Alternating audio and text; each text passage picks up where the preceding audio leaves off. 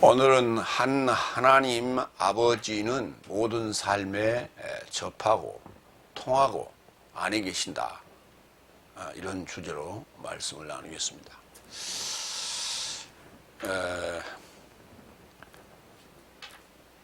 한 하나님 아버지. 왜 한이라는 단어를 썼을까요?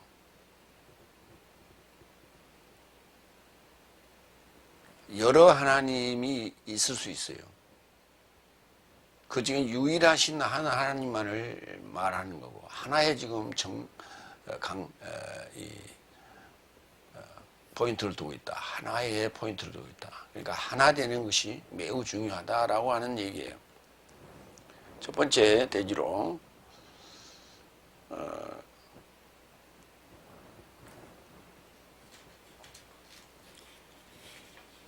에베소 1장 4장 1절로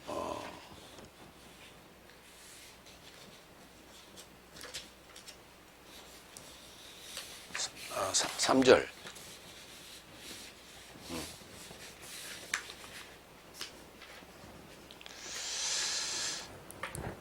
첫 번째 대지로 첫 번째 1절 그런즉 주 안에 포로된 나는 네 삶이 초청받았고 초청에 합당하게 활보할 네 삶을 위로한다. 주 안에 포로된 나는 초청에 활보할 네 삶을 위로한다. 그러니까 초청에 합당하게 활보할.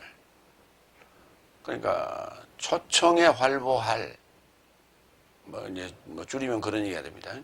포로된 나는, 그걸 갇힌 자 된 나는 이렇게 표현했는데, 포로됐다는 게 훨씬 더 좋잖아요. 사랑에 포로됐다, 적군에게 포로됐다, 잡힌 거예요. 그래서 포로라는 게 훨씬 실감이 나죠. 그래서 포로라는 단어는 데스미오스라는 상황을 설명하는 거예요. 상황 형용어예요. 히브리서 13장 3절을 봐요. 네 삶이 함께 결박된 것 같이 포로의 삶에 관해 네 자신도 몸 안에 있는 것 같이 학대받는 삶에 관해 기억하라. 예, 그러니까 같은 맥락에서 그러니까 역지사지를 하라는 거죠. 함께 결박된 것 같이 포로의 삶에 관해서 네 자신도 몸 안에 있는 것 같이 학대받는 삶에 관해 기억하라. 그러니까 결박돼서 포로돼서 학대받는 것이 그게 밖에서 있는 것이 아니라 몸 안에 있는 것 같이 라고 표현했어요. 그러니까 성경에는 포로된 상황이 여러 가지로 나옵니다. 그래서 내 아내라는 인식보다는 그 상황을 볼 때 믿지 않는 자들에게 의하여 옥에 갇히는 그러한 애들이 많죠. 그런데 그것도 내 안에서 일어난 상황으로 이해하라는 거예요. 누구는 우리 보는 자 그리스도인의 입장에서는 그렇다는 얘기예요. 그 다음에 고린도전서 1장 26절도 봅니다. 초청에 할보할 네 삶을 이루한다 그랬는데 그 부분에 대해서 보겠습니다. 왜냐하면 형제 삶아 네 삶의 초청함을 보라. 육체를 조차 지혜로운 삶이 많지 않고 능력 있는 삶이 많지 않고 신사적인 삶이 많지 않기 때문이다. 그러니까 초청됐다라고 하는 자들이 특별히 어떤 부류만을 이렇게 선정한 것이 아니라 다 별 볼 일 없는 자들이 주가 된다. 그런 얘기입니다. 그 다음에 거기 초청이라는 단어는 클레시오스라는 단어입니다. 그 다음에 위로 활보한다라고 하는 부분을 좀 보겠습니다. 활보한다는 단어는 페리파테오라는 단어인데 우리가 로마서 8장에서 봤어요. 죄와 사망의 법에서 생명의 성령의 법이 나를 해방시키는 것은 우리로 자유롭게 활보할 수 있도록 폐리 둘러서 뛰어다닐 수 있는 그런 상황. 그러니까 고삐 풀린 망아지처럼 뛰는 거예요. 예, 말은 이렇게 그 코에 그 저를 고삐를 채워서 아프게 만들므로써 말을 듣게 하는 거죠. 소나 말은. 그래서 그걸 잡아다니면은 아프니까 어쩔 수 없이 말을 듣는 거예요. 근데 그걸 풀어놓으면은 얼마나 자유롭겠어요. 한번 생각해 보세요. 뛰는 거예요. 거기에 코에 걸린 그러니까 코골이가 뛸 때 아플 거예요. 그래도 고삐를 잡아당기는 그런 것보다 훨씬 낫죠. 그래서 그 덜렁거리면서 뛰는 거예요. 마가복음 6장 48절로 49절도 봅니다. 그래서 예수께서 노저음 안에서 고통받는 저 삶을 알아보았으니 이는 바람이 저 삶에게 대적하여 있습니다. 그래서 밤에 네 번째 옥 주변에 저 삶을 향하여 바다 위로 활보하고 오셔서 저 삶을 지나가려 하였다. 그러자 저 삶이 바다 위로 활보하시는 그를 알아보고 환영인 줄 생각하고 비명을 질렀다. 이렇게 얘기했어요. 활보하시는. 그러니까 뭐 그냥 빠질까 봐서 조심조심 걸어오는 게 아니라 아주 씩씩하게 이렇게 활개치며 오시는 그런 모습으로 묘사를 했어요. 페리파테오. 이처럼 초청에 활보할 네 삶을 위로한다. 그 활보할이라는 단어가 부정사로 썼어요. 그래서 활보하리라고 번역을 해야 돼요. 개혁성경은 거기에 그 동사로 활보할 것이다. 뭐 이런 형태로 지금 번역을 해놨는데 잘못된 번역입니다. 그래서 위로한다는 단어가 동사로서 마무리를 하는 거예요. 그러니까 항상 문장을 우리 글로 옮길 때는 동사에서 마무리하는 거예요. 그러니까 뭐 영어에는 어순이 뭐 위로한다는 단어가 앞에 나오지만 나는 위로한다.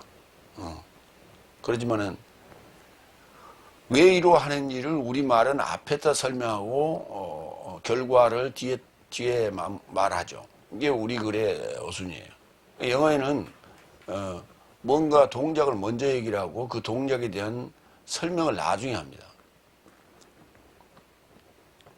그래서 초청의 활보하리라고 하는 것은 설명어지 목적어가 아니에요. 위로한다가 목적어예요. 마태복음 5장 4절 애통하는 삶은 행복하다. 왜냐하면 저 삶이 위로받을 것이다. 애통하는 삶만이 위로를 받지 애통하지 않는 그런 삶에게 위로가 왜 필요해요? 하나님은 그런 삶을 하등의 이유가 없죠. 그래서 활보할 수 있도록 해주는 것 자체가 고삐 풀린 망아지, 고삐를 풀어놓는 그런 삶을 살 수 있게끔 위로하는 거예요. 매우 중요한 거예요. 우리가 구속된다라고 하는 건 굉장히 싫어해요. 인간이나 동물이나 다 구속되는 건 싫어해요. 두 번째, 모든 겸양과 온유와 결합하여 오래 참음에 결합하여 사랑 안에서 서로 용납하라. 겸양, 온유, 오래 참음에 결합하여 메타하라고요. 결합하여 사랑 안에서 결합하라. 용납하라. 사랑 안에서 용납을 하는데 겸양과 온유와 오래 참음을 귀걸이나 손목, 팔찌처럼 달고서 그런 얘기예요. 그런 물리적인 표현이 아니고 이건 화학적 결합이에요. 훨씬 더 진한 결합을 말하는 거예요. 그래서 물리적 결합은 함께라고 표현하고 화학적 결합은 결합이라고 표현하는 거예요. 그래서 그 뉘앙스의 차이가 있다. 그래서 결합이라는 단어는 메타를 쓰고 있고 함께라는 단어는 쉰을 쓰고 있다. 그래서 나무와 나무를 이렇게 붙이는 거, 이건 물리적 결합이에요. 그러나 커피와 설탕과 물을 섞는 것은 화학적 결합이에요. 그래서 쉽게 나눌 수가 없어요. 전기 분해를 정확하게 해야 나눠질 수 있어요. 그때도 이미 분자는 변화되어 있기 때문에 원상태로 돌리기는 꽤 어려워요. 이게 화학적 결합인 거예요. 그래서 겸양과 온유와 오래 참음과 그게 결합이 돼서 하나로 섞였을 때에 사랑이라고 하는 그러한 것이 나온다. 그래서 사랑 안에서 서로 용납하라. 이렇게 되는 거예요. 그래서 이 겸양, 온유, 오래 참음, 이와 같은 것들이 없으면 사랑이라는 걸 될 수가 없다. 될 수가 없다. 겸양, 파테인 노프로실에 좀 어렵습니다. 베드로전서 5장 5절을 한번 봐요. 이와 같이 젊은 삶이요 장로 삶으로 결실맺어야한다. 또한 모든 삶이요 서로의 삶에 굴복되어 겸양을 안에 두어라. 하나님께서 교만한 삶에겐 대항하시나 낮추는 삶에겐 은혜를 베푸시기 때문이다. 겸양이라는 거예요. 우리가 겸손, 겸양. 그래서 낮추는 거예요. 낮추는 거예요. 뻣뻣한 그 나무는 부러지게 돼 있어요. 그러나 부드러운 이 나무는 잘 부러지지 않아요. 그 버드나무는 고개를 숙이잖아요. 쭉 늘어뜨리고 그 강한 태풍이 오면 그저 그냥 바람결에 따라서 금방이라도 그냥 떨어질 것 같지만 바람이 자는 순간 다시 원위치. 그러나 소나무 같은 아주 그 꼿꼿하게 서 있는 그런 소나무는 강한 바람이 불면 꺾여버리는 거예요. 꺾여버려요. 산에 올라가면 태풍이 지나간 다음에 소나무들이 뿌리채 뽑히기도 하고 나무 약한 부분이 부러지기도 하고 하는 것을 많이 볼 수 있어요. 그러나 활력수들은 휘기 때문에 그저 그냥 금방 쓰러질 것 같지만은 바람이 잠잠하면 다시 원위치되어 있는, 언제 그랬냐는 식으로 원위치되어 있는 걸 볼 수가 있어요. 다음 온유와 오래 참음에 대해서 보겠습니다. 온유라고 하는 것은 프라우테스, 푸라우가 아니라 프라우테스. 오래 참음은 마크로띠미아. 그러니까 불 붙는 거, 열 받는 거, 이것을 멀리 두는 거예요. 그게 오래 참음이에요. 뭘 꾹 참고 있다, 숨을 참고 있는 것이 아니라 숨을 참고 있는 거는 견디는 거예요. 그걸 우리가 숨을 참는다. 그런데 그건 견디는 겁니다. 그리고 오래 참음이라고 하는 건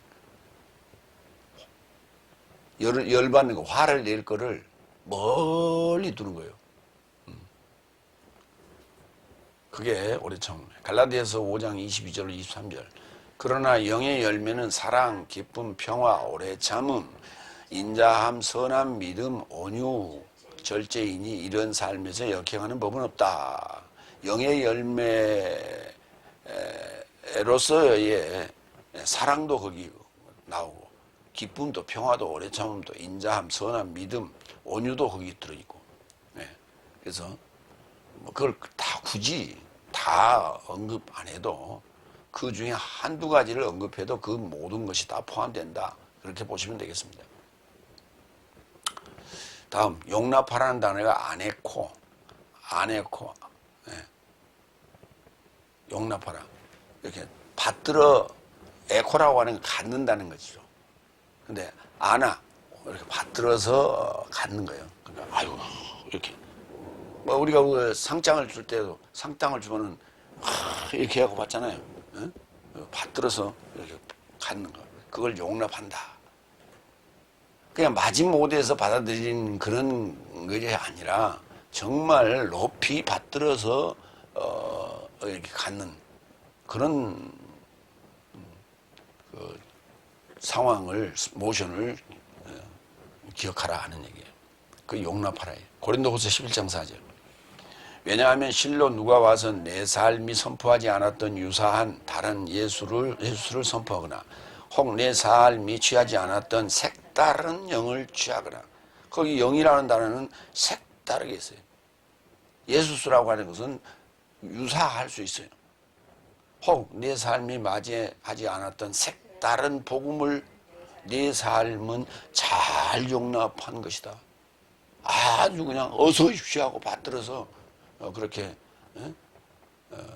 용납했다라고 하는 거예요. 받들어서 용납한 거예요. 그러니까 바울 입장에서는 이거 이제 죽 서서 개 준 꼴이에요. 저도 이런 허무함을 종종 느꼈어요.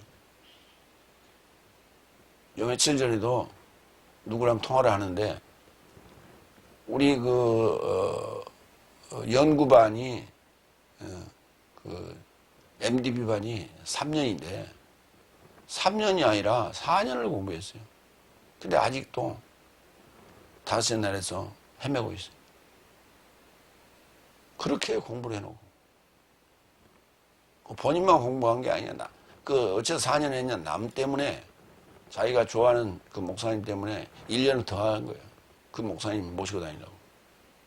그랬는데, 참, 그러고 있다는 거예요. 그렇게 4년 동안이나 공부해놓고, 그거를 썩히고, 깨닫지 못하고, 되돌이켜서, 다섯째 날 삶을 살고 있다는 것이 참 안타깝다. 세 번째, 3절. 평화의 공동 결박 안에서 영의 통일을 지키도록 서두르라. 평화의 결박 안에서 영의 통일을 지키도록 서두르라. 아니, 공동 결박하는 게 어떻게 평화의 평화예요. 근데 여기서 이 에이렌이라고 하는 평화를 전쟁과 평화 그러는데, 전쟁이 끝났을 때 평화가 이루어졌는데 그 평화를 공동결박이라고 얘기하는 거예요. 그리스도와 공동결박했다는 거예요. 크리스토스와 공동결박했다는 거예요. 그게 평화래. 그러니까 크리스토스가 없는 평화는, 그거는 그림자와 같은 거예요. 그림과 같은 거예요. 그건 허상일 수 있다는 거예요. 그러니까 세상에서 우리가 누리는 평화는 아니에요.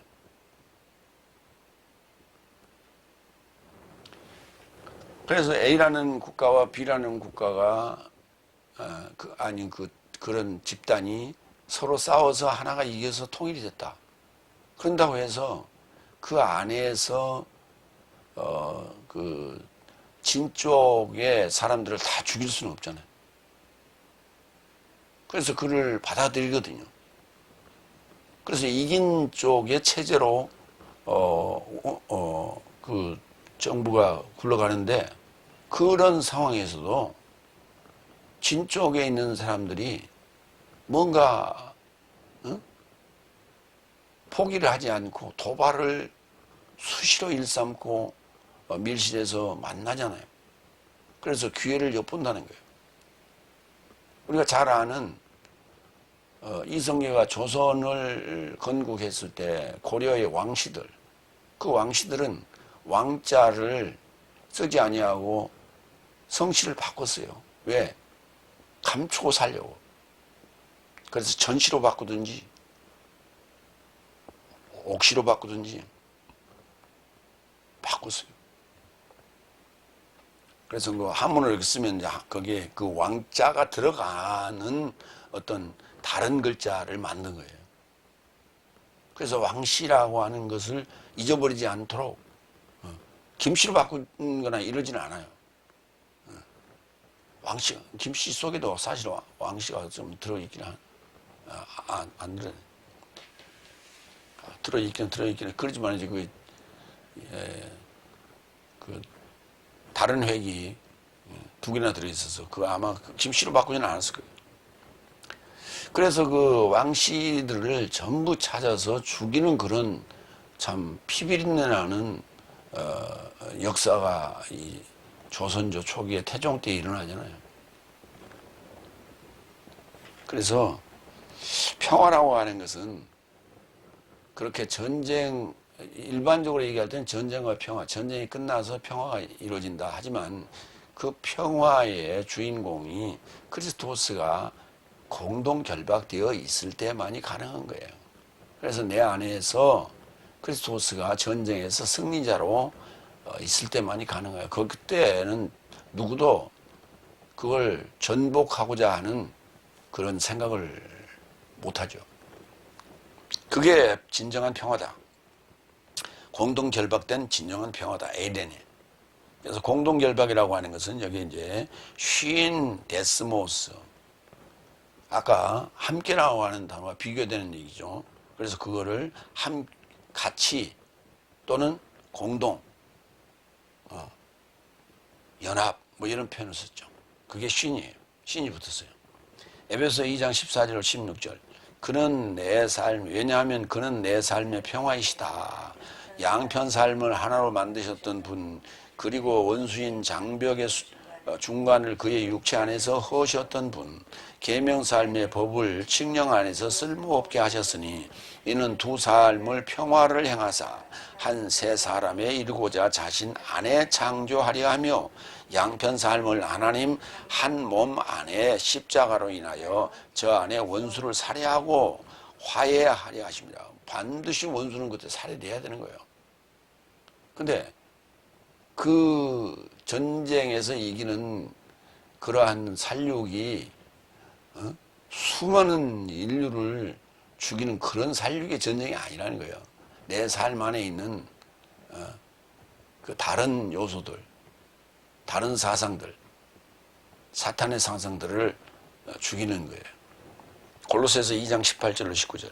아무나 지나친 겸손과 사자 숭배함 안에서 원하는 네 삶을 빼앗지 못하게 하라. 저가 침입하여 그의 육체의 지능에 의하여 헛되이 교만해진 것은 머리를 붙잡지 않아 모든 삶이 머리에서 관절과 공동 결합으로 인하여 공급되고 공증되어 하나님의 성장을 자라게 한다는 삶을 보지 못한 것이다. 머리를 통해서 모든 삶이 관절과 공동 결합하여 공급되고 공증되는 하나님의 성장을 이해하지 못한 거예요. 하나님의 성장을 이해하지 못한 거예요. 그리스도스가 머리 되시는 이유가 바로 그거예요. 머리에서 뭔가 이 세포가 한 가지만 잘못되어도, 세포가 잘못되어도, 피가 통하지 않아도, 세포가 죽거나 했을 때 몸의 안에 지체 이상이 와요. 한쪽이 불구가 온다든지 뭔가 말을 안 들어요. 이게 다 머리에 있어요. 그러니까 머리가 그만큼 중요한 거예요. 나는 그 축구 선수들 보면서 저 헤딩할 때 보면 그 단단한 공을 팍 이렇게 쳐서 넣을 때 참 저 머리에 받는 충격이 얼마나 클까, 그리고 뇌에 얼마나 큰 영향을 받을까 하고 늘 염려가 돼요. 공중볼을 다투는 입장에서는 그래도 좀 나아요. 근데 코너킥 같은 건 멀리서 쫙 세게 이렇게 날라오는 공을 받아서 탁 이렇게 골문으로 집어넣는 그때 충격은 대단합니다. 공중볼 다툴 때는 위에서 떨어지는 거, 그건 그래도 그런 그 파워가 좀 덜하죠. 근데 이렇게 직선으로 날아오는 거는 그 속도와 그 가속도가 붙어갖고 굉장히 속도가 빠르다고. 그때 머리에 받는 충격은 대단히 클 거예요. 그래서 그 머리에 좋은 것들을 좀 많이 먹어야 될 텐데 하는 염려가 있어요.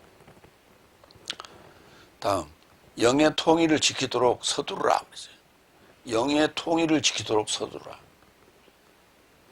영이 색다른 영이 들어오면 안 돼. 비슷하지만은 다르다니까. 지금 기독교가 중구난방 오합지졸이에요. 지금 통일성이 없어요. 왜 그러냐? 너무나 과거에 우리 근대사에서 이단에 대해서 너무 예민하게 말 한마디 새삐쩍 하면 아주 그렇게 예민하게 사람을 왕따시키고 아주 그냥 집단으로 그냥 이렇게 몰매를 때려서 일어나지 못하게 만들었던 거예요. 그래서 그런 사람들이 젊음의 때에 대학교 시절에 또는 신학교 시절에 그렇게 하다가 그 몰매의 그 상황을 모면하기 위하여 주로 미국으로 많이 도망갔죠. 도피를 했죠. 그랬다가 거기서 좀 성장을 하고 열심히 해가지고 좀 이름을 날리는 그런 입장으로 국내에 들어오기 시작했어요. 그래서 그런 사람들에 의하여 자유롭게 외치는 그런 분위기가 점점 무르익어가고, 그래서 이렇게 획일화된 어떤 것이 좀 파괴되기 시작했어요. 그러면서 이단들이 우죽순처럼 생겨나기 시작했어요. 그런 바람에 통제가 되질 않아요. 통제가 되질 않아요. 그래서 통제가 잘 된다고 중요한 건 아니지만 어쨌든 간에 강력한 교리가 있다면 통제가 되는 거예요. 근데 그 교리가 설득력이 없어요. 그러니까 강력하진 않아요. 그래서 뭐 중구난방이에요. 여기저기 자기 마음대로 통일되지 않아요. 교리라고 하는 것은 통일성이 있어야 돼요. 옳다는 것을 전제로 하고 하는 얘기입니다. 그랬을 때에 옳지 않는 것에 대한 분명한 구분이 되기 때문에 뭐 말꼬리 잡아가지고 그렇게 상대를 제거하는데 사용되는 것이 아니라, 일종의 기존의 그 세력 다툼에서는 상대를 말꼬리 잡아서 이단으로 치부해서 죽이고자 하는 그런 경향이 많이 있었거든요. 그런 비열한 행동은 말고 어쨌든 간에 통일을 지키도록, 영의 통일을 지키도록, 이 지키도록이라고 하는 이 테레오가 뭐냐면 감시하다는 의미예요. 그러니까 교단의 존립 이유는 그 소속 교회를 보호하고 또 교리적인 모순이 있는지를 감시하는 거예요. 감찰하는 거예요. 이게 테레오가 하는 거예요. 그 비교가 되는 단어가 필라소라고 하는 단어가 있어요. 그거는 보호하는 거예요. 보존하고 보호하는 거예요. 그러니까 교단의 목적이 두 가지가 있어요. 보호하는 차원, 필라소, 보호하는 차원이 있어요. 누가 억울한 누명을 당했거나 억울한 상황이 생겼을 때 그것을 가서 보호해주는, 그 혼자 힘으로서는 감당하기 힘드니까 여러 사람들이 함께 협력해서 한가하거나 그 구제하거나 이렇게 도와주는 그런 방식, 그것이 필라소에 해당되는 거예요.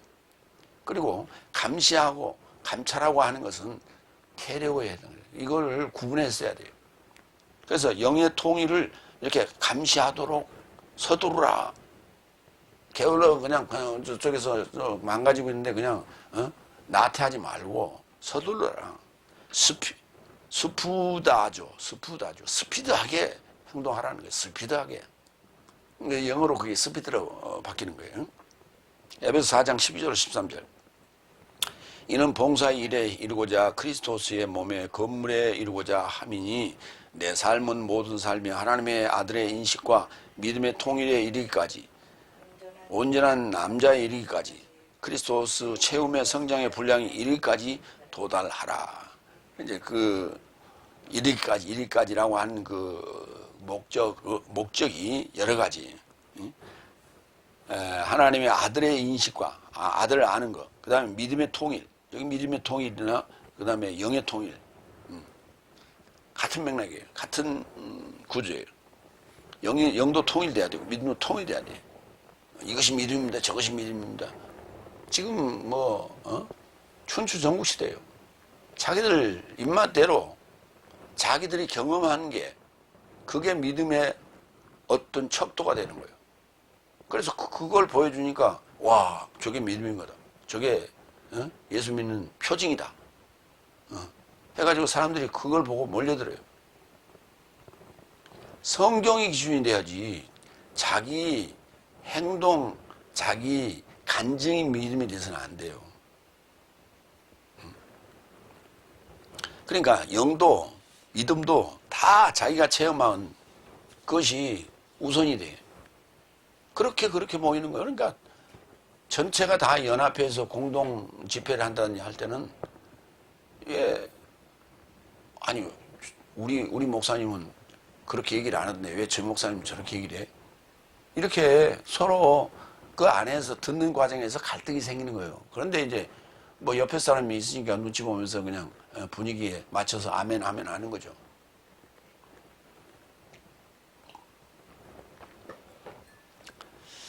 요한복음 17장 12절 내가 저 삶과 결합하여 세상 안에 있을 때에 저 삶을 당신의 이름 안에서 지켜서 감시하여서 당신이 내게 주신 삶을 보존하였으니 필라소 성경이 채워지게 하려고 파멸의 아들이 아니고는 저 삶에게 하나도 파멸치 않았습니다.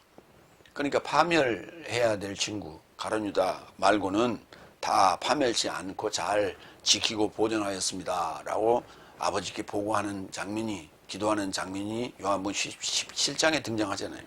거기에 테레오라는 단어와 필라소라는 단어가 한 절 안에 같이 쓰였어요. 그래서 그때 이 부분을 구분해서 해석해 줘야 돼요. 근데 우리 개혁성경 구분이 잘 안 됐어요. 한번 볼까요? 17장 12절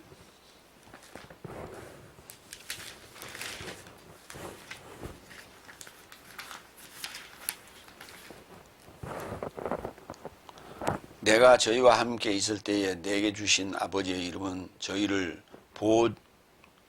보존하와 지켰나니 보존하와 지켰나니 이렇게 되세요. 예. 보존하와 그때 보존이라는 단어는 필라소를 써야 되고 지켰다라고 하는 단어는 테레오를 써야 돼요. 그러니까 키퍼 영어로 얘기하면 이제 킵 그렇게 얘기했는데 키퍼 골키퍼가 하는 일이 뭐예요? 지키고 있는 거예요. 골문을 지키고 있는 거예요. 감시하고 있는 볼이 들어가지 않도록 감시하는 거예요. 그런가 하면 자기 팀의 스코어를 지키기 위해서는 골문을 잘 지켜야 돼요.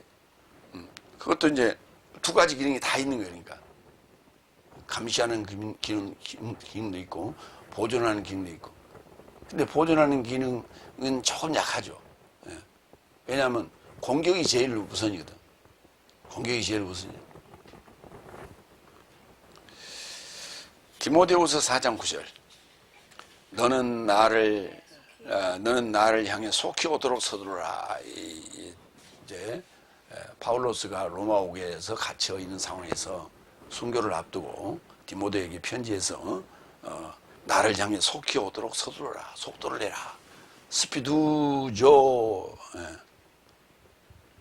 스피두다조 이렇게 얘기했어요. 두 번째 대진 넘어갑니다.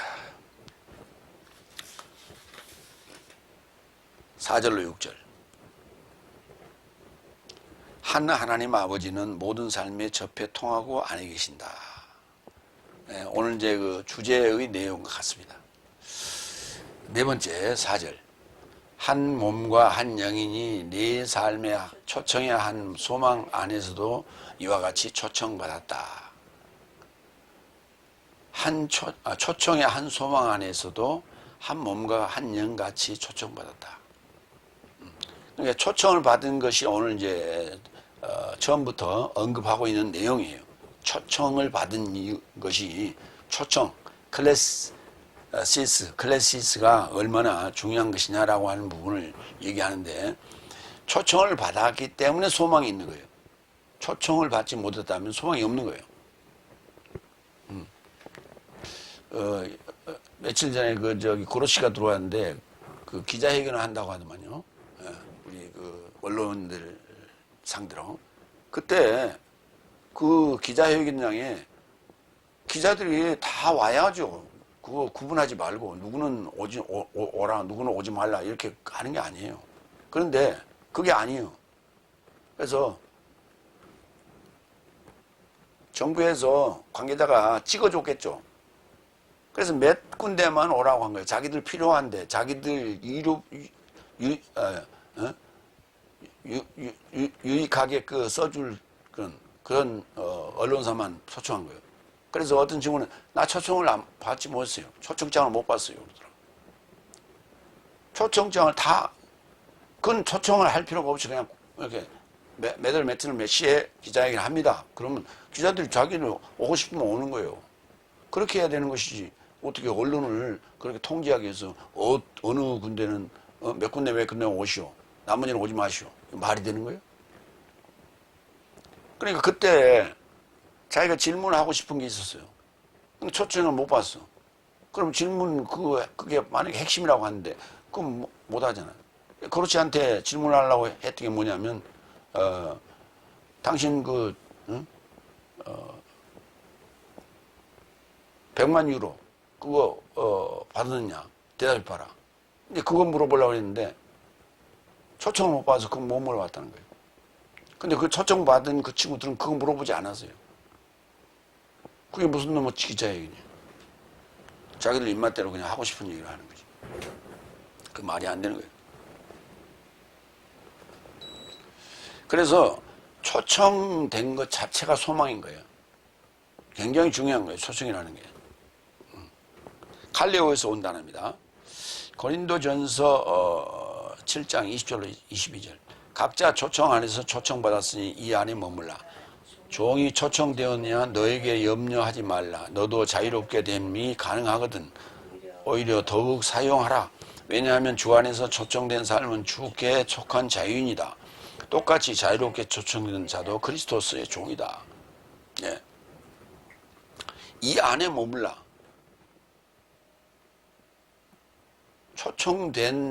초청되었으면 어딘가에 소속되기 시작한 거예요. 그게 뭐냐면 종이라는 입장이에요. 주 안에서 초청된 종은 주께 속한 자유인이고, 그 다음에 자유롭게 초청된 자도 그리스도스의 종이다. 그러니까 바울로스가 그리스도스 예수스의 종된 나 바울로스는 이렇게 표현했죠. 그는 자유로운 자 입장에서 종된 자 같은 입장이에요. 근데 외적 신분이 종된 자 입장에서 아니면은 죄의 종된 자 입장에서 있던 자들은 그리스도스 안에서 자유자예요. 그래서 그리스도스 예수스 안에서 종됐다는 얘기나 그리스도스 예수스 안에서 자유롭게 되었다는 얘기나 같은 맥락이에요. 그렇게 이해하시기 바랍니다. 로마서 8장 24절. 왜냐하면 내 삶은 소망으로 구원받았다. 엘피스. 소망으로 구원받았어요. 소망이 있어야 돼요. 소망이 없는 자는 교회 다니는데 구원의 소망을 갖지 않고 다니는 사람들이 지금 태반이에요. 왜냐? 목사님이 아예 싹을 잘라버렸어요. 오늘 이 자리에 참석한 자들은 다 구원받았습니다. 이라고. 그러니까 좋아가지고 아멘 해버렸다고. 그리고 그 다음부터는 이제 그때 그 순간이 있었기 때문에 그 다음부터는 구원에 대한 소망이 없어요. 소망이라는 건 뭐예요? 미래적 사건 아니에요. 그러니까 무식하다라고 하는 것은 머리에 든 게 없다는 거예요. 그러나 학습 능력이 없다는 것은 머리에 든 게 있어도 발전하지 않는다는 거예요. 발전하지 않는다는 거예요. 그러니까 무식해도 학습 능력이 있는 자는 꾸준히 노력하는 거예요. 그게 소망이 있는 거예요. 학습 능력이 소망인 거예요. 그래서 사람이 완성돼 버린 자는, 완성형은 학습 능력이 없어요. 똥고집만 부리는 거예요. 그래서 무식하면서 학습 능력이 없으면 이건 정말 말릴 수 없는 존재예요.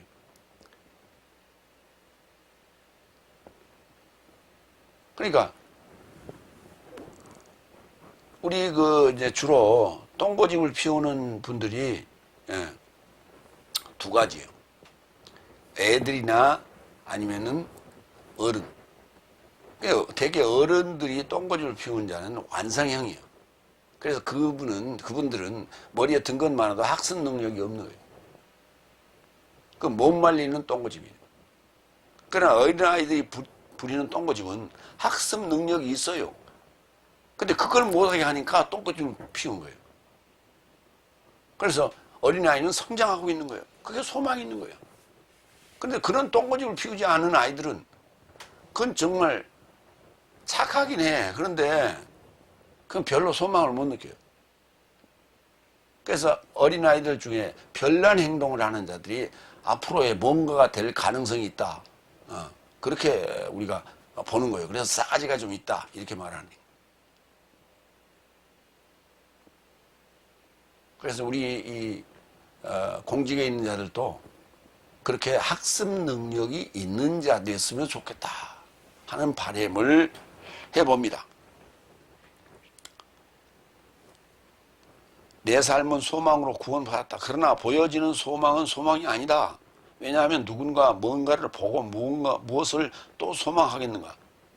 보는 게 소망이 아닌 거예요. 난 돈 버는 게 소망이다. 돈 벌었어. 그러면 이제 소망이 없어요. 소망이 끝난 거예요. 우리의 구원은 이 끊임없이 소망을 가져야 돼. 그래서 완성형이 아니에요. 죽는 그날까지 계속해서 풀어내야 돼. 일곱째 날에 들어갔다고 해서 완성이 되긴 됐죠. 근데 그 완성된 것이 그 다음부터 향기를 품어내기 시작해야 돼요. 뭐 할 때까지? 이 세상 하직할 때까지. 향기를 품어내야 돼요. 꽃이 피면 완성이에요. 근데 그 꽃이 떨어지면 열매가 맺어져요. 그래서 시방이 열매가 맺힐 때까지는 꽃이 향기를 계속 품어야 돼요. 향기를 품어야 돼요. 그래야만이 시방이 연그러져서 꽃이 떨어져도 또 역할을 한단 말이에요. 이게 소망인 거예요. 이게 학습 능력이라고 하는 거예요. 끊임없이 공부해야 되는 거예요. 근데 소망이 없는 자, 뭘 이루었다고 착각하는 자들은 더 이상 필요가 없어요. 아이고 공부해서 뭘 공부를 해, 이 나이에. 골치 아파. 그 사람에게는 더 이상 얘기하지 마세요. 희망이 없어. 소망도 없고. 소망이 없는 자에게는 희망이 없어. 그러니까 거기에 괜히 힘쓰지 마시라고. 그래서 대화가 필요한 거예요. 대화를 해보면 알아. 나는 머리 아파요. 그 사람한테 얘기하지 마요. 골치 아프게. 데살로니가전서 2장 19절 20절. 내 삶의 소망이나 기쁨이나 자랑의 면류관이 무엇이냐? 그리스도스 예수스 내 삶의 주 임재 안에 그의 면전에 네 삶이 아니냐? 네 삶은 네 삶인데 그리스도스 예수스 내 삶의 주의 임재 안에 그의 면전에 얼굴 앞에 있는 자들이에요. 임재 안에서 있는 자만이 소망이고 기쁨이고 자랑의 면류관이에요.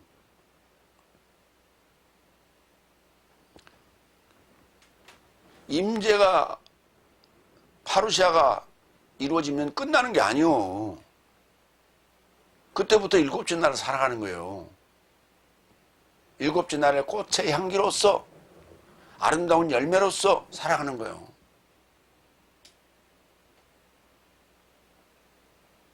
그게 소망이고 그게 기쁨이고 그게 자랑의 면류관이에요.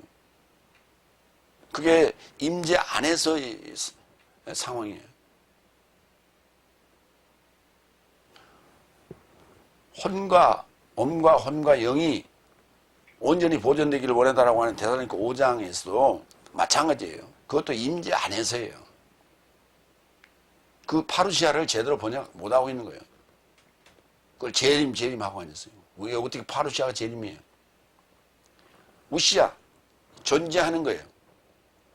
파라, 가까이 존재하는 거예요. 곁에 존재하는 거예요. 도우미로 존재하는 거예요. 보혜사로 존재하는 거예요. 그걸 파루시아라고 하는 거예요. 그래서 그걸 지금 임재로 번역했어요. 다섯 번째, 5절, 6절. 한 주요, 한 믿음이요, 한 세례이니 하나님과 모든 삶의 아버지는 모든 삶에 접해 있고 모든 삶에 통하고 모든 삶 안에 계신다.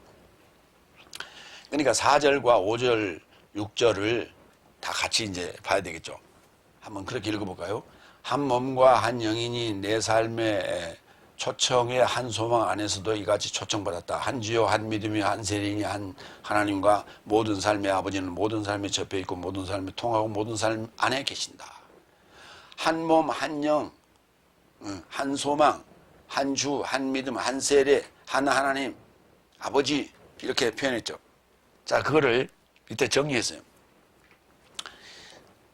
그 단어가 이제 헬라어로 성별로 구분해놨어요. 한 몸과 한 영과 한 세례는 중성명사예요. 한 몸, 소마, 중성명사예요. 한 영, 프리마, 중성명사예요. 세례, 밥티마조, 밥티스마, 중성명사예요. 그 다음에 하나는 한 믿음, 이건 여성명사예요. 왜 믿음은 하나일까? 한 개만 언급했을까? 여성. 그 다음에 한 주요, 남성명사예요. 퀴리오스. 한 하나님, 테오스. 아버지, 파테르. 마찬가지. 그게 무슨 얘기냐 하면 한 집안을 우리가 생각을 한번 해봐요. 한 집안에 아버지이기도 하고 주인이기도 합니다. 아버지이기도 하고 주인이기도 합니다. 그리고 남편이기도 합니다. 그리고 만약에 출사를 해서 벼슬이 있으면 벼슬 얘기를 해요. 무슨 대감님, 무슨 이렇게 그렇게 불러요. 여러 가지로 불러요. 그렇지만 남성이에요. 그 다음에 그 집을 관장하고 있는 안주인은 어머니 한 분이에요. 옛날엔 첩도 두고 했지만 한 믿음 굉장히 중요한 거 안에 안주인처럼 탁 박혀서 그 집에 전체를 다 관장하는 거예요. 믿음이. 그래서 엄마를 안주인이라고 불렀고 그 남편 되는 주인은 사랑방 바깥주인이라고 불렀어요. 왜? 밖에 출입하면서 활동을 해야 되기 때문에. 그런가 하면 왜 한 몸이요, 한 영이요, 한 세례는 이렇게 많냐? 중성은. 한 집안에는 자녀들도 많고 일하는 일꾼들도 많잖아요. 그 자녀들과 일꾼도 다 중성이에요. 그래서 그 집안이 그렇게 화목하게 잘 돌아가는 거예요. 이거 좋은 집안이에요.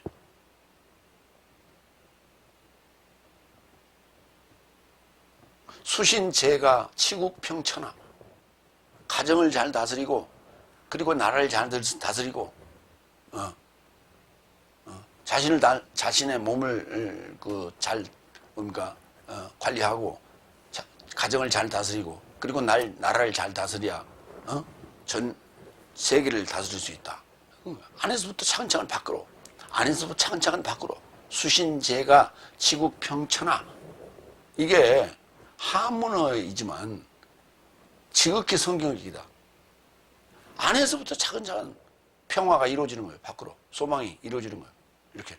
그래서 이 열매가 마지막 향기를 내뿜는 것처럼 꽃이 피었을 때도 아름답고 그것이 열매가 맺히고 그것이 자라면서 익어서 향기를 품는 그런 그래서 속에서부터 차근차근 익어서 어느 순간에 활짝 꽃을 펴고 그 다음에 꽃이 지는 그 영광이 지는 순간에 열매가 맺히고 그것이 주렁주렁 열면서 탐스러운 그런 가을에 과실이 맺힌 것처럼 그래서 모든 그 사람들 유익하게 하는 것처럼 그리스도인의 삶이 이래야 된다는 거예요. 안에서부터 점점 연결해져서 밖으로 그 향기를 그리스도의 향기를 내뿜어야 된다.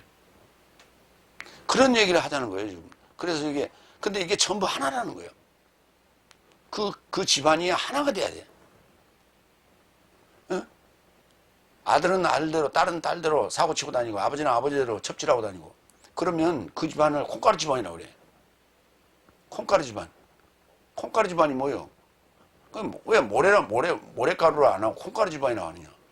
모래는 훅 이렇게 불어도 그게 그냥 이렇게 좀 옆으로 쏟아질 뿐이지 멀리 날아가질 않아. 그런데 콩가루 집안은 훅 부르면 싹 날라버려.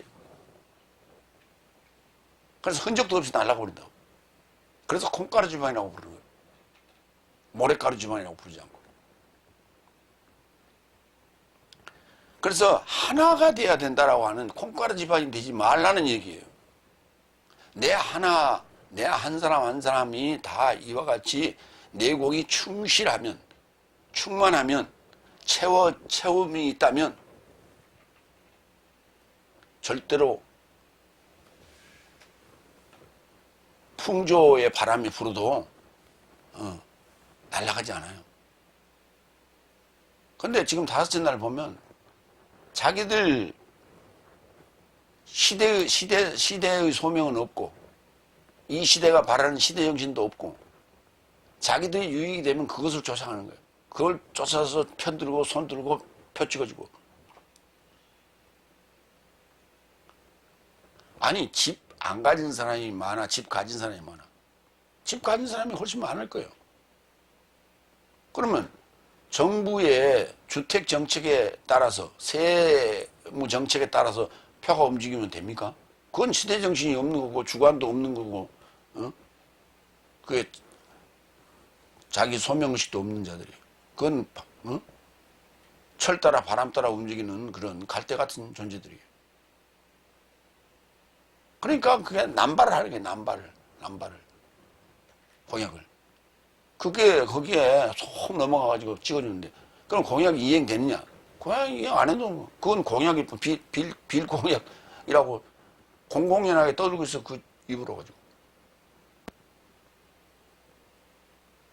그런 정치인들을 막 수없이 정치 환경을 경험하면서도 또 정치 때만 되면 선거 때만 되면 또 속아. 그러고 나서 찍어주고 나서 또 후회해. 또 잊어버려. 이런 냄비 같은 존재들이 어디가 있어?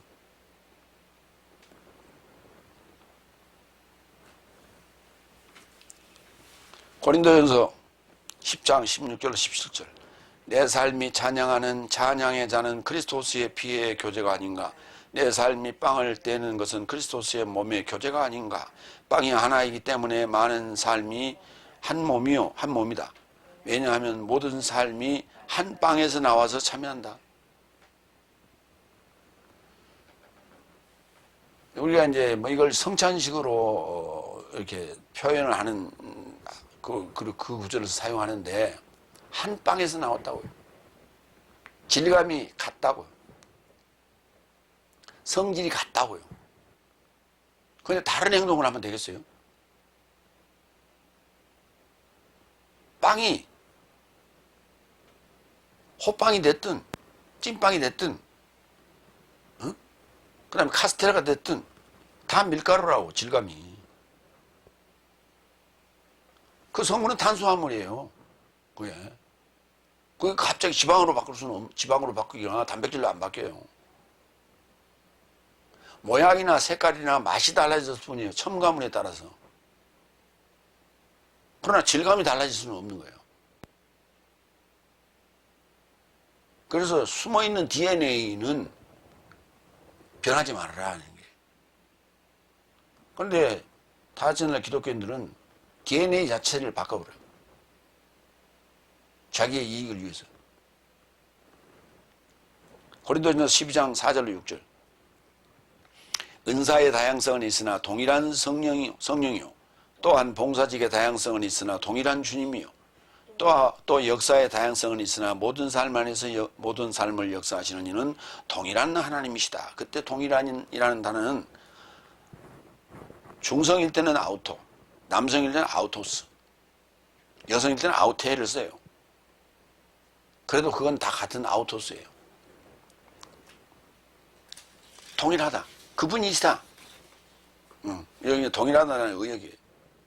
그분이시다. 그다.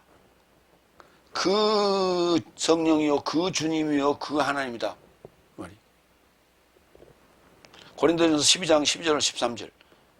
왜냐하면 마치 몸은 하나이나 많은 지체를 갖고 있어 모두가 한 몸의 지체인 삶인 것 같이 많은 삶이 있으나 한 몸인 것 같이 그리스도스도 그러하도다. 왜냐하면 내 모든 삶이 한 영 안에서 한 몸에 이루고자 세례받았으니 유대 삶이나 헬라 삶이나 종의 삶이나 자유 삶이나 모든 삶이 한 영에 이루고자 마시게 되었다. 그러니 몸은 한 지체만 있지 않고 여럿이다.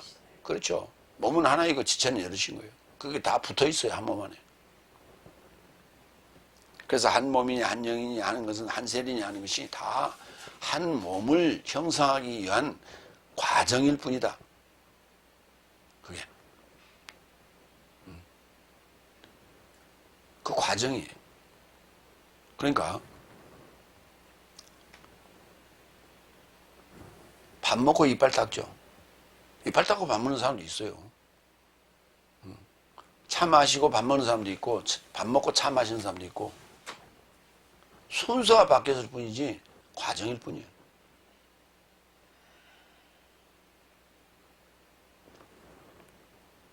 그러니까 한 영, 한 세례, 영으로 세례 받는 거예요.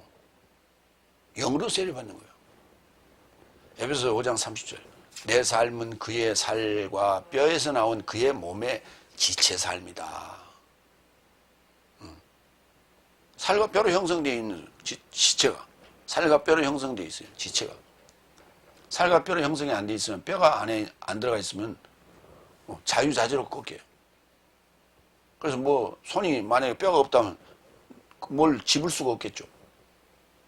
근육이 움직이지만은 좌우다 하다도 힘이 없어. 힘이 없어. 그래서 놓치게 돼 있어. 왜 우리 그 뽑기 있잖아요. 뽑기. 이렇게 통 안에 이렇게 조크로 이렇게 움직여서 뽑는 거. 그건 딱 잡긴 잡았는데 들으면은 힘이 없어. 그걸 놓치는 거예요. 그렇게 만들어놨어, 구조를. 그와 일반이단 말이에요. 그런 게 아니라 살과 뼈가 있는 거예요. 있는 지체예요. 그러나 몸은 하나예요. 라고 하는 것을 지금 얘기하는 거예요. 한 몸이고 한 가정이고, 그래서 하나님의 가정, 하나님의 가족, 그렇게 얘기하는 거예요. 그러니까 한 존재를 충실하게 만들면 한 집안이 충실하고 한 나라가 충실하고 이렇게 돼요. 그게 가장 기초가 되는 세포 단위에 해당되는 한 존재 안에서의, 한 몸이라는 한 존재 안에서의 그 상황을 지금 설명하고 있다 라고 봐야 돼. 세 번째, 에베소 4장 7절 8절. 포로를 잡아 사람 삶에게 선물로 주셨다. 여섯 번째, 7절. 그래서 내 삶의 각자 하나에게 그리스도스의 선물의 분량을 조차 은혜가 주어졌다. 내 삶의 각자 하나에게, 각자 하나하나에게, 한 존재 한 존재에게 그리스도스의 선물의 분량을 따라, 그리스도스의 선물의 척도를 따라. 아니, 초등학교 학생한테 오토바이를 주면 어떻게 해? 선물을. 그 선물을 줄 때는 그렇게 안 주죠. 초등학생한테는 옷은 뭐 선물을 줄 때는 옷을 준다든지 신발을 준다든지 아니면 뭐 장난감을 준다든지 게임기를 준다든지 그런 걸 주죠. 아니, 장가간 아들한테 장난감을 선물하면 어떻게 해? 격이 안 맞잖아요. 그 얘기예요. 그리스도스의 선물의 분량을 따라서 은혜가 주어졌다. 그 은혜가 넷째 날, 다섯째 날, 여섯째 날, 일곱째 날 다 다르단 말이에요. 응? 분량의 척도가 다 달라. 강도가 다 달라.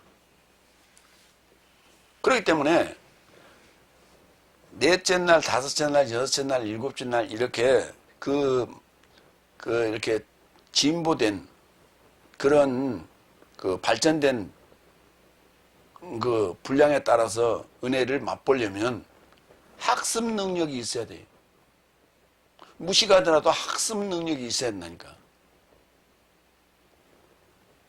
근데 유식하다고 학습 능력이 없고 완성형인 자는 희망이 없다니까. 그러니까 소망이라고 하는 것은, 에피스라고 하는 것은 뭐냐면 학습 능력이 있는 거예요. 저 친구한테 맡겨놓으면 뭔가 돼. 발전적이요. 저 친구한테 맡겨놓으면 아무것도 안 돼.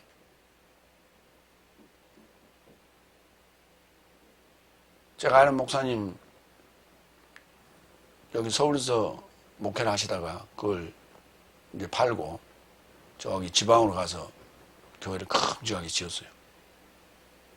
그래서 부극자를 친구 소개로 받았는데, 그래서 그 친구한테 막 물려줬어요. 그때 성도가 한 200명 됐어요. 근데 계속 관리를 잘 못하니까 테레오와 필라소를 못했어. 그리고 학습 능력이 없어. 가지고 있는 것도 별로 많지 않아. 그거 가지고 써먹으려 하는 게 돼. 권위로 하려니 돼. 그러니까 점점 나가고 성들이 떨어지고 지금 한 20명 돼요. 물려줄 때는 200명. 현재 상황은 20명. 10분의 1로 뚝 떨어졌어.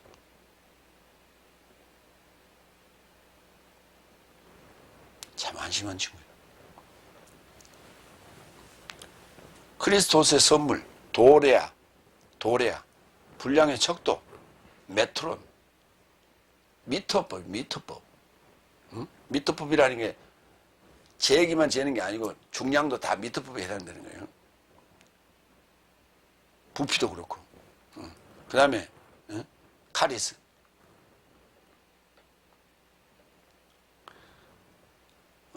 그러니까 분량이나 척도는 질량이나 길이, 질량도 포함되고 길이도 포함되고 높이도 포함되고 다 되는 거예요. 요한복음 4장 10절.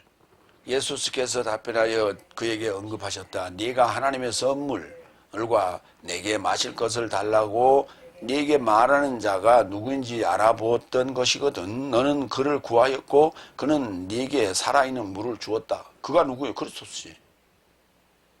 사마리 여인, 우물가의 사마리 여인과의 대화예요. 네가 하나님의 선물을 알았다면 내가 그걸 주었다. 하나님의 선물이 누구예요? 메시아지. 그리스도스라고. 하나님의 선물이에요. 그러니까 하나님의 선물을 받을 자는 그 그릇이 준비되어 있어야 돼요. 그릇이 준비되어 있어야 돼요.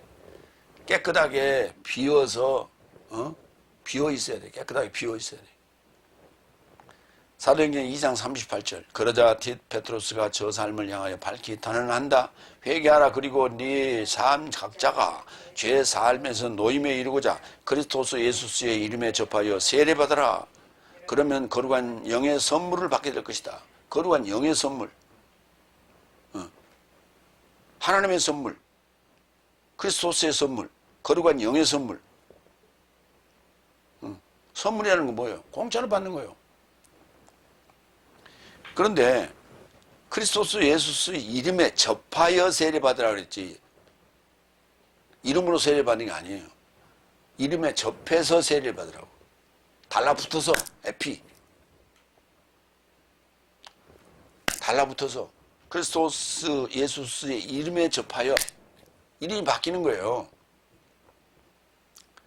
세례라는 것은 장례치는 거예요. 나를 죽이는 거예요. 내가 아닌 나를 죽이는 거예요.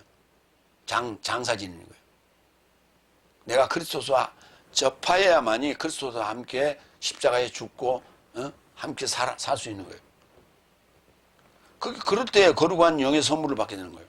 로마서 5장 17절 또 볼까요? 왜냐하면 한 인간의 타락으로 사망이 한 인간으로 인하여 통치하였거든. 은혜와 의의 선물에, 은혜의 선물도 있고 의의 선물도 있어요. 선물의 넘침을 취하는 삶은 더욱더 한 분 그리스도 예수로 인하여 생명 안에서 통치할 것이다. 생명이 아니요. 조회란다는 첫사람 마담은 산 목숨이요. 푸시켄 조산. 조산이라는 단어가 조에서 와요. 푸시켄 조산. 산 목숨이요. 그러나 마지막 아담은 살려주는 영이라 그랬어. 푸니마 조포요. 살려주는 영이라고 그랬어요. 그 살려주는 영에 해당되는 것이 생명은. 산 목숨이 아니에요. 그냥 우리나라 말로 표현하기가, 조회를 표현하기가 참 어려운 단어예요. 왜냐하면 산 목숨을 한문으로 쓰면 생명이 돼. 생명이 산 목숨 아니에요. 그러면 생명이고, 그러면 생명이라고 명명을 해버리면, 조회를 생명이라고 명명해버리면, 그걸 풀면 산 목숨인 첫 아담이 되는 거예요.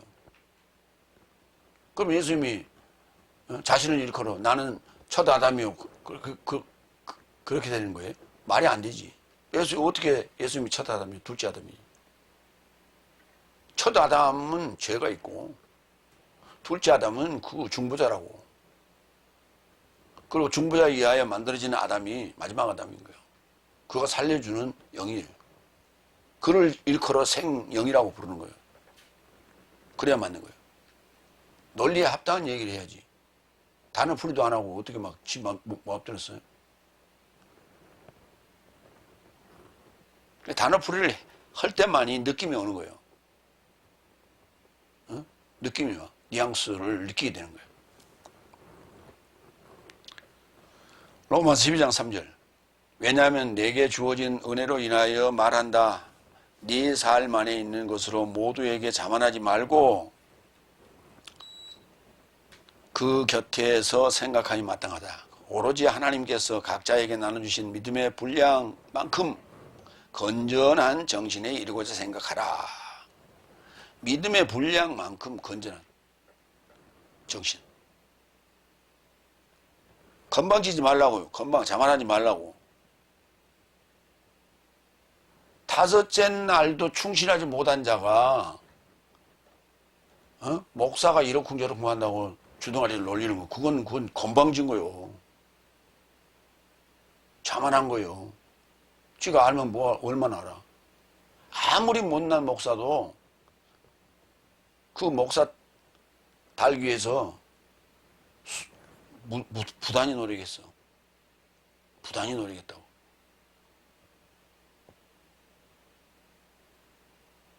그러니까 다섯째 날 목사들이 그 모양이니까 일곱째 날 목사도 그렇게 무시한다고. 같은 목사인 줄 알고. 목사가 뭐 나이롱 보고 따는 건 줄 알아. 자기들 하라면 못해. 그래놓고 비판은 잘해. 비판은. 그 삶을 살아보라고. 어려운 삶을. 고통스러운 삶을. 공부해야지. 기도해야지. 봉사해야지.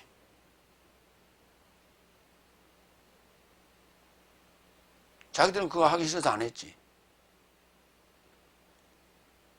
비판 좋다니까. 정당한 비판을 하라고. 모독하지 말고, 모욕하지 말고. 잘못한 거 있으면 잘못한 거에 대해서 정확하게 비판하라고. 비판을 하라고. 모욕하지 말고, 모독하지 말라고. 그건 자기에게로 돌아오는 거예요. 내한테로 돌아오지 않으면 내 후손한테 돌아오는 거예요.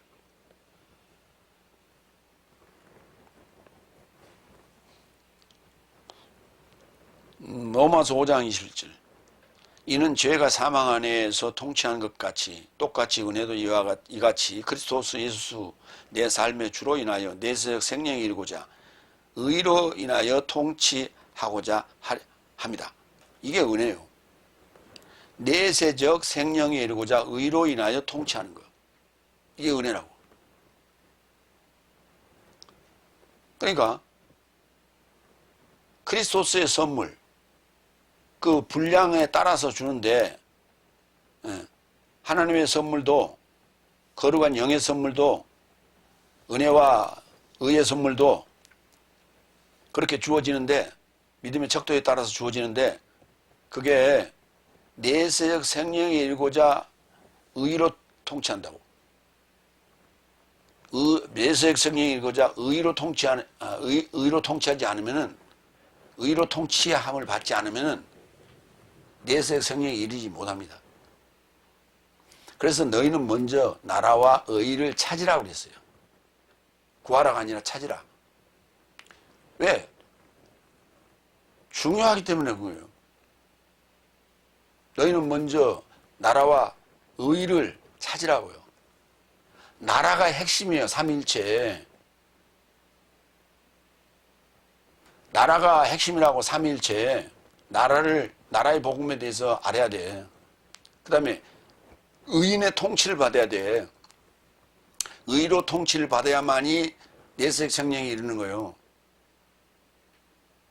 의인의 통치를 못 받으면 아무리 머리가 좋아도, 아무리 박사 몇 개를 달고 있어도 소용없어. 못 가. 내세적 생명에 도달하지 못해.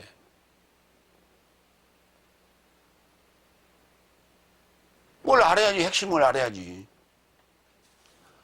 화려한 언어의 수사만 있을 뿐이에요. 그 듣기에는 좋아. 고상하고 어렵고 듣기에는 좋아. 그러나 핵심이 없다니까.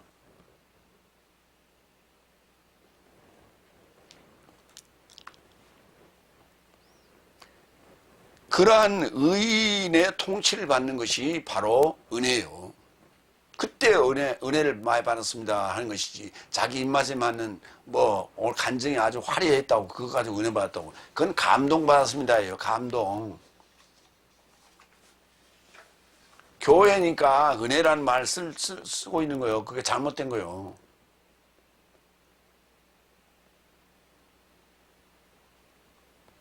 아니, 세상에서는 증언하다,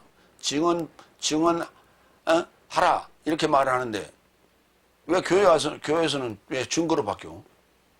증거하라고. 증언하다는 동사는 있으나 증거하다는 동사는 없어요. 제멋대로 바뀐다니까, 교회 오면 단어가.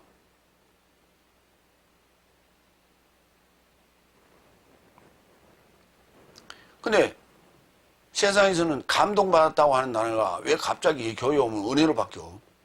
감동이라는 단어는 왜 없어요 벌써? 가슴이 뜨거우고 흥분되고 하는 거 감동받은 거지, 어떻게 은혜 받은 거예요 그게? 오늘 저 얘기를 들으니 너무 내가 감정이입이 돼갖고 막 엄청나게 울었어 오늘. 그래, 예배 끝나고 나서 그 친구를 만났어. 야, 그럼 뭐라 해요? 오늘 은혜 많이 받았습니다. 감동받은 거요. 무슨 은혜를 받았어? 무슨 의의 통치를 받은 게 뭐 있어? 그거 백날 간증 들어봤다고 자기가 내세적 생명이 이르냐? 안 일이지. 7째 날도 모르는 거고, 3일째도 아직 모르는 거고, 구속사도 모르는 친구들이, 구속사도 설명하지 못한 친구들이 무슨 놈의 내세적 생명이 이르냐? 근데 뭘 하려고 하진 않아. 아무것도 모르면서.